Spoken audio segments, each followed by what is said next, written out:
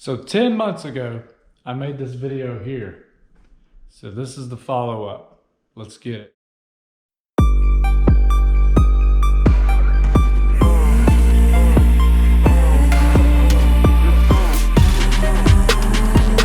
So in this video that you see up on the screen here, why must it have this?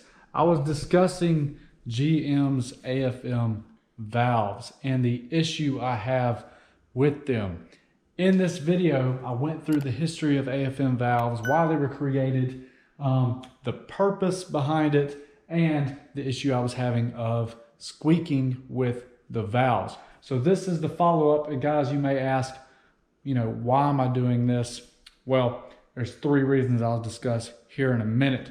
Real quick, pull up on the screen here, because my new exhaust is so loud that you can't really hear it inside the cabin over the exhaust noise, but you can still hear it.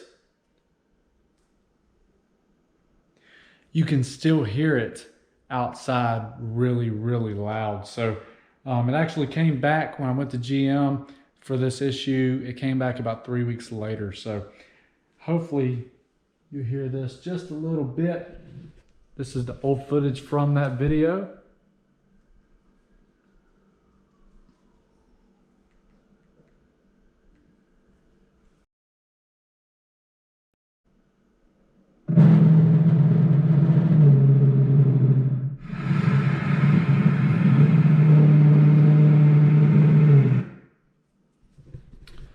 So yeah, hopefully you can hear that. The squeak is pretty loud. So when I brought it to GM for this issue,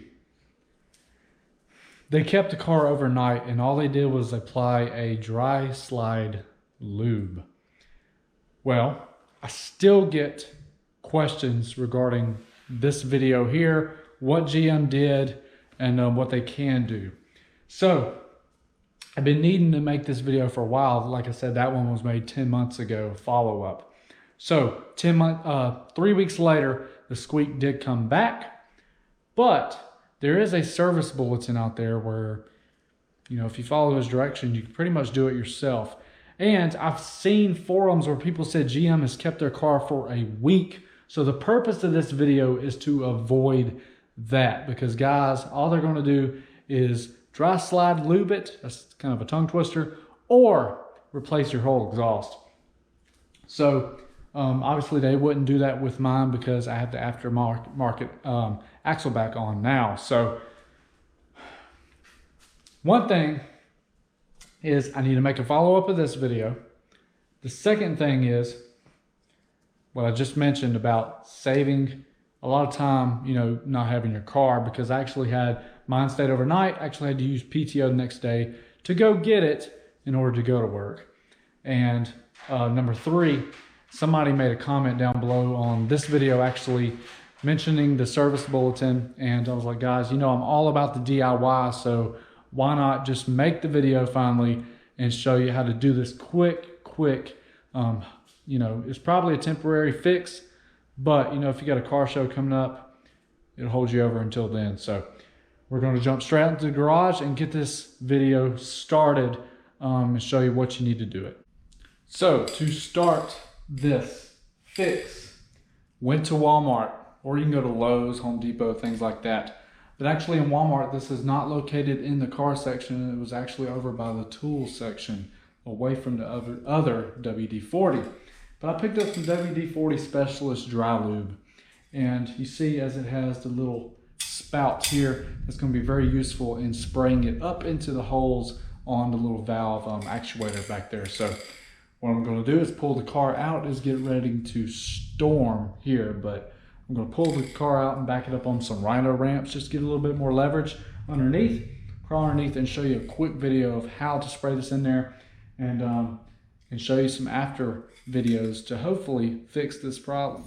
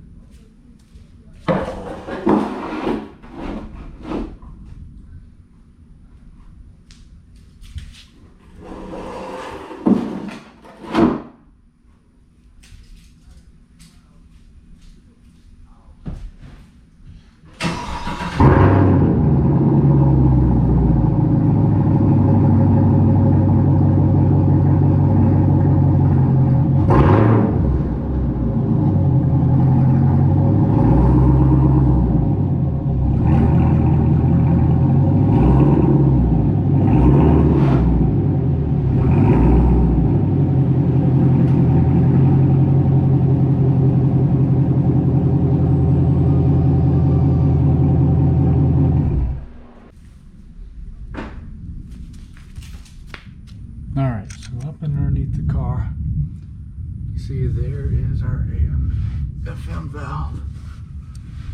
You see it's got these little slots on it. It's got one big one here and one on the other side as well.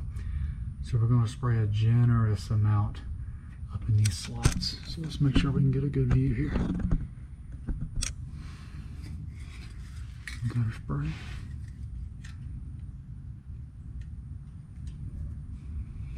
Cover my mouth just in case. Ooh, shit. Exhaust is hot.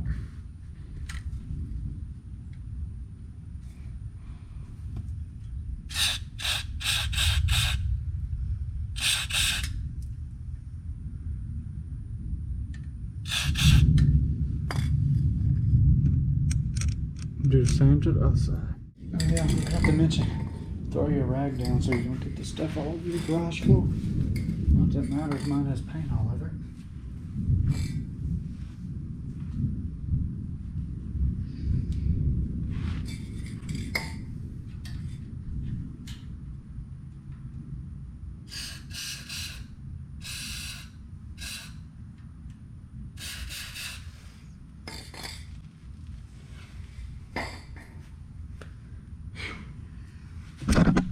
So we just applied a good bit, so I didn't show all of it on camera, but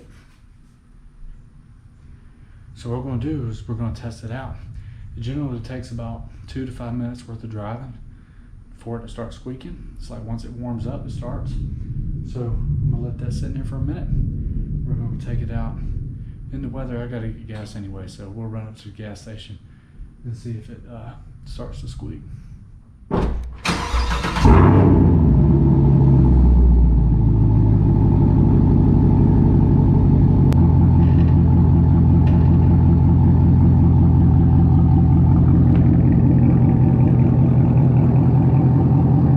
Alright guys, so I actually drove around for about 20 minutes and let the car warm up really good before coming to the gas station here. And so far, so good. No squeaks at all, which is awesome because like I mentioned before, it usually takes 2 to 5 minutes and it's already sounding like a chipmunk under there. So yeah, so far, so good. I actually, you know what, in a month's time, I'll return and make another video about this topic just to let you know how it's holding up. But we're gonna get gas real quick and then I'll end this video with a rev under this awning here. It always sounds good. Are you ready for this?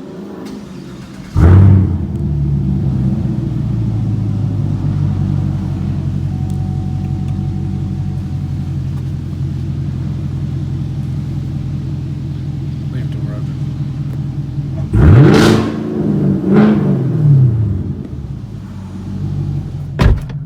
All right, let's get out of here. Appreciate y'all watching YouTube. Until next time, peace out.